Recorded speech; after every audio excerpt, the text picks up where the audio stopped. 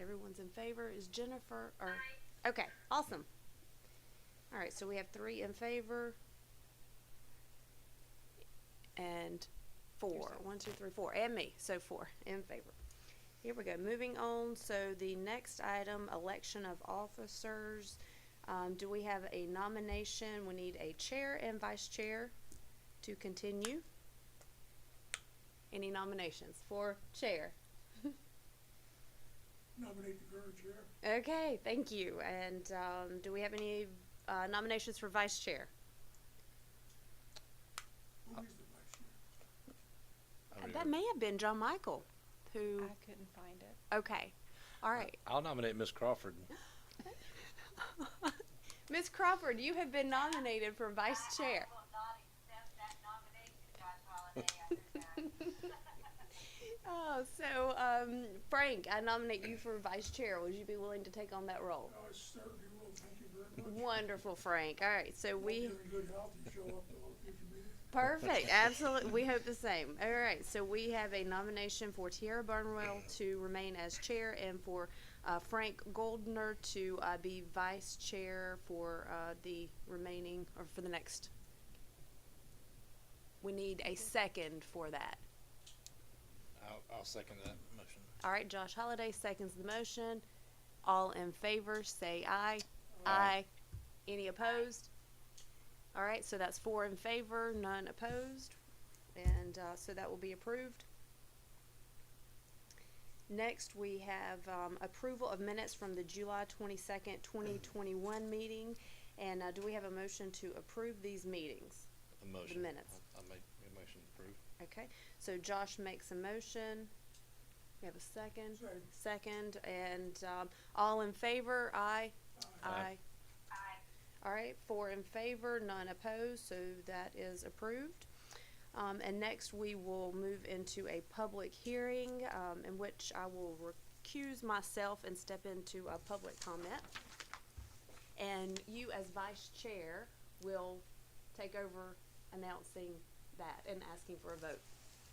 On the reason that we're here. Yes. Yes. Point moving.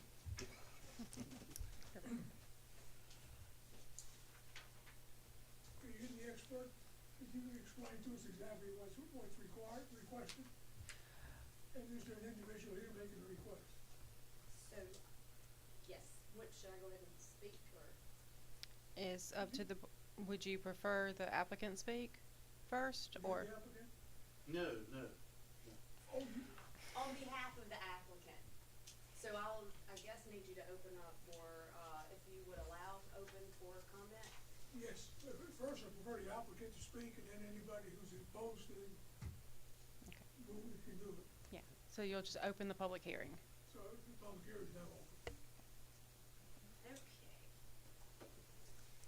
So on behalf of the applicant, which is Travis Chapman, and I'm helping him in the real estate deal to purchase 1219 North Catherine Street in Walhalla, and Gary Wood currently owns that lot. There was a few things that were kind of, I guess, a little bit confusing to us, and so the applicant under contract to purchase 1219 North Catherine Street is contending that the lot, which is zoned highway commercial, should not be, or should be allowed a minimum 15,000 square foot lot requirement because the highway commercial district is permitted for residential activities described in the multifamily residential zoning district, and that's in section 404.1. So if you look in 404.1, it says that highway commercial is permitted for multifamily residential zoning. And the intention of that district is for the development of medium and high density residential purposes on lots of not less than 15,000 square feet. So this is stated in section 404.1.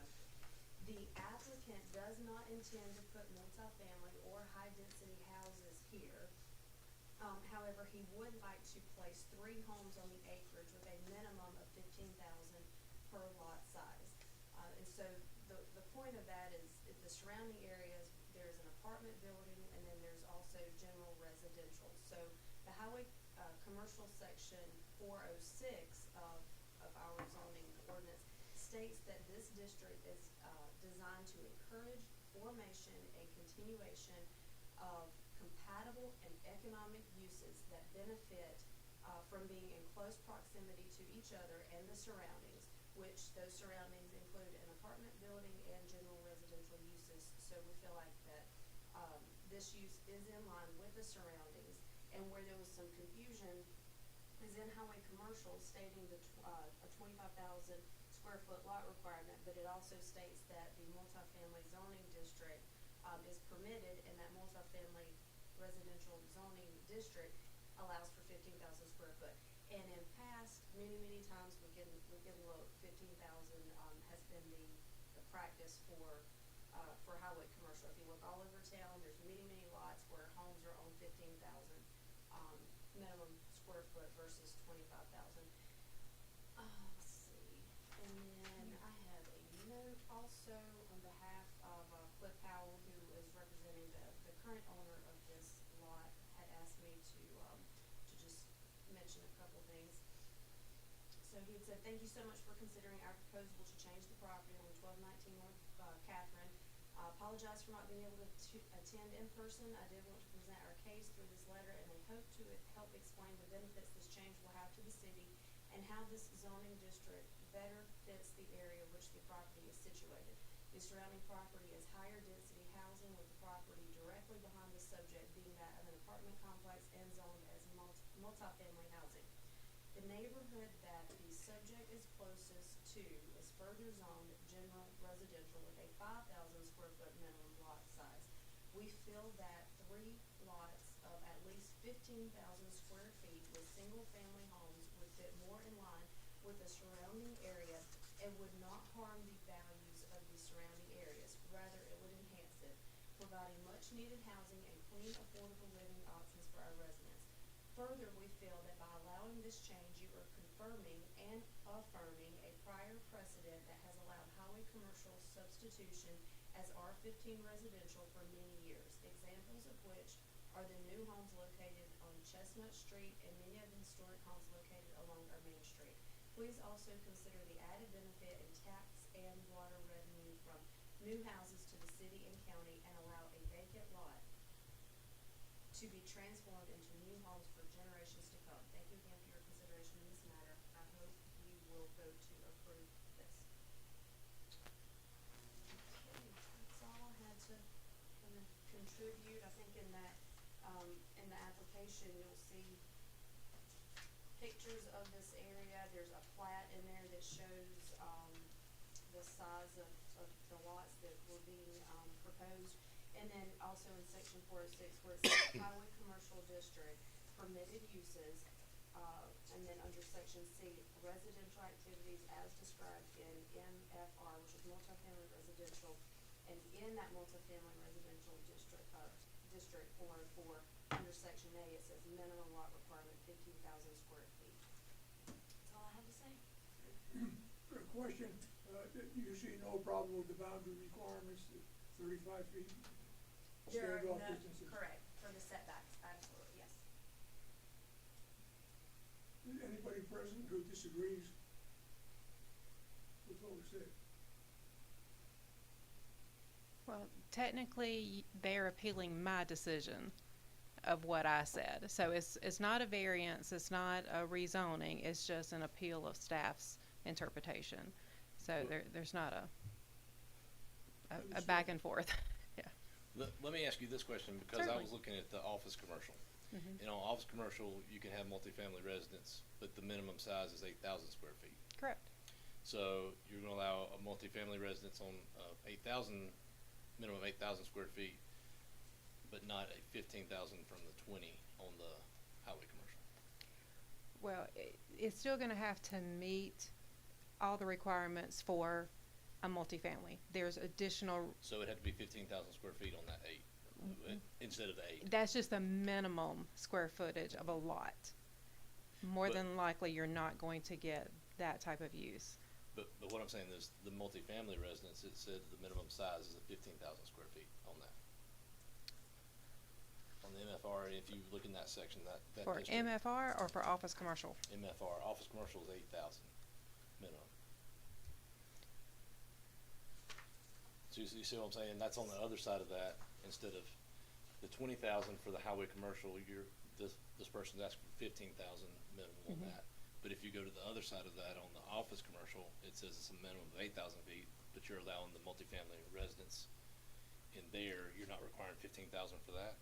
Whatever multifamily will have to have. There's additional requirements for multifamily, so it still has to meet those standards. Okay. Now, if any of those other residential activities can fit within 8,000 square feet, that's the minimum lot size for office commercial.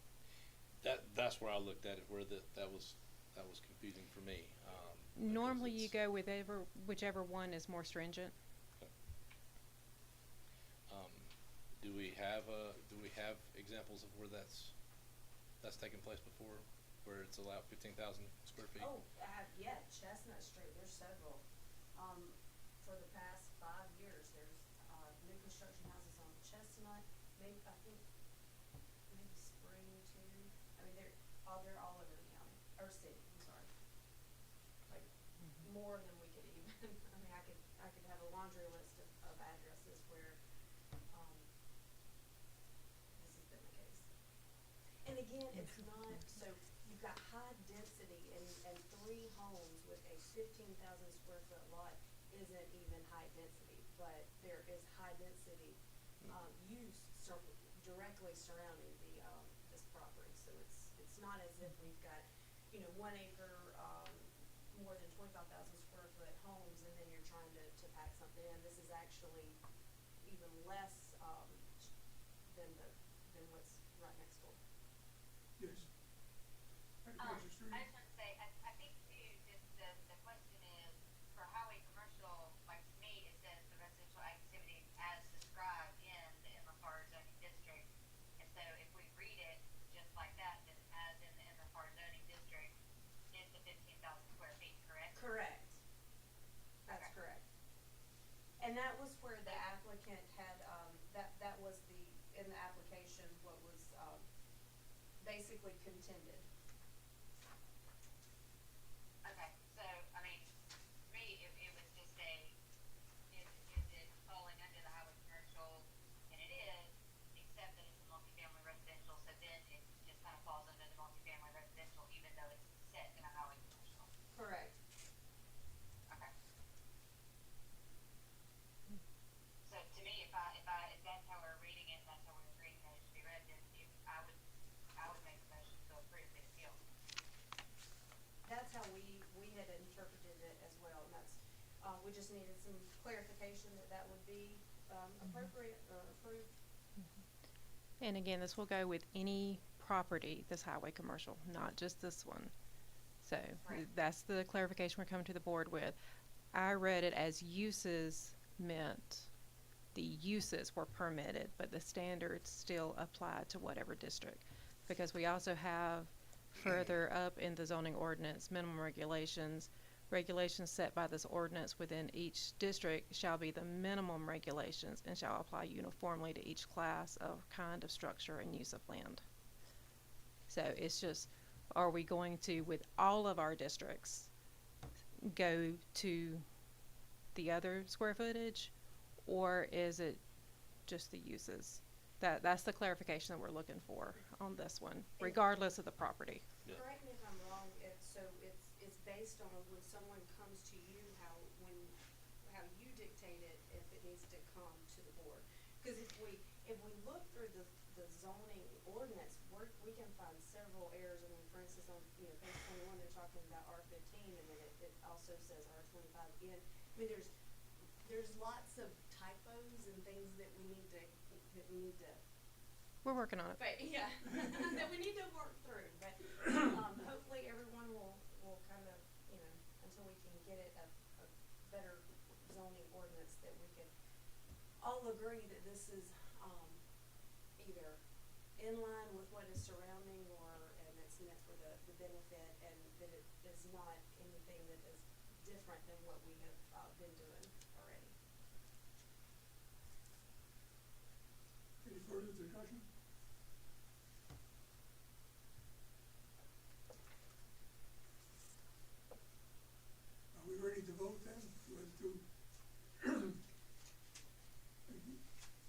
application? To grant the application, is that where we're, so we vote yea or nay on that, right? Yea and nay on granting the application? Motion and a second, please. Okay, a motion to yea the application, to accept the application. So to The change, appeal. well, it's not approving an application, it would be, overturning my interpretation and modifying the Modify it. interpretation. Yes. Okay, just making sure that we understand what we're We doing, know okay, what we're doing, okay. all right. Jennifer? You got a second, so. I'll second that. Okay, good, then we're running out of people. That's right. All those in favor? Aye. Aye. 3-0. 3 and 1 abstention. And on comment on that, I think there needs to be a statement in our ordinance that says minimum requirements for this go for every use in there, because it is confusing on that. Yeah. Because if you've got a minimum of 8,000 square feet in your office residential, but you're requiring 15,000 minimum square feet for your multifamily residence, but you're gonna allow that to happen on 8,000, I mean, you see where I'm coming from on that, that's the opposite side of that. So, I mean, there needs to be some kind of clarification on where that minimum sits with, because it could go either way on that. Yeah, this one, between 15 and 20,000, there's a lot of room, both of them. All right, so we'll move on to the next item on our agenda, which is old business. Is there any old business that we need to discuss? Okay, all right, yeah. I'll ask you on that one. Okay, I don't believe there is. All right, so moving on, item 7, public comment, any non-agenda items. Does anyone have anything that they would like to say or contribute to the meeting? All right, I don't believe there is. So the next item would be other business, and so we've been given a 2023 meeting schedule, and in that meeting schedule, you'll see that,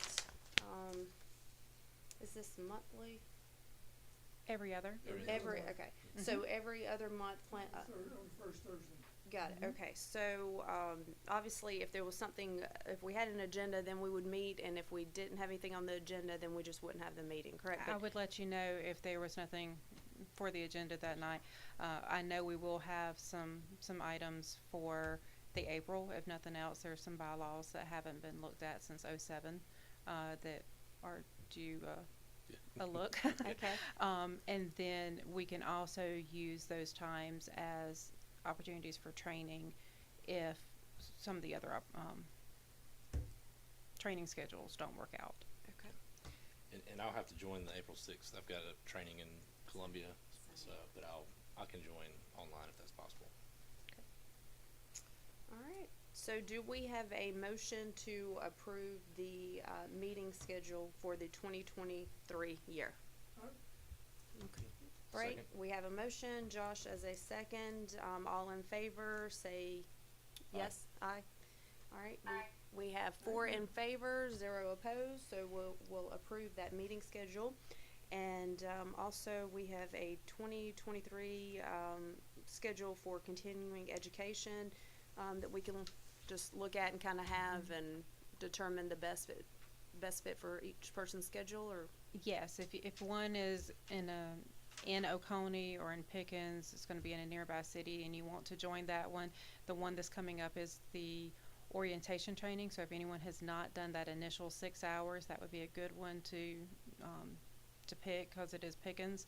Just let me know by the deadline, cause we wanna make sure that we get them in. If there's not enough, interest, they may cancel the training. So let me know as soon as you want to attend one of these. If these don't work out, I'll make sure that there's other training opportunities for you throughout the year. Perfect, I'm okay. in for April 10th, April 11th, rather. Okay. All right, so that is everything on our agenda, so we will be adjourned. I'll make a motion to adjourn. Second. All right, Josh makes a motion, Frank seconds, so we are adjourned. Thanks, guys. Thank you.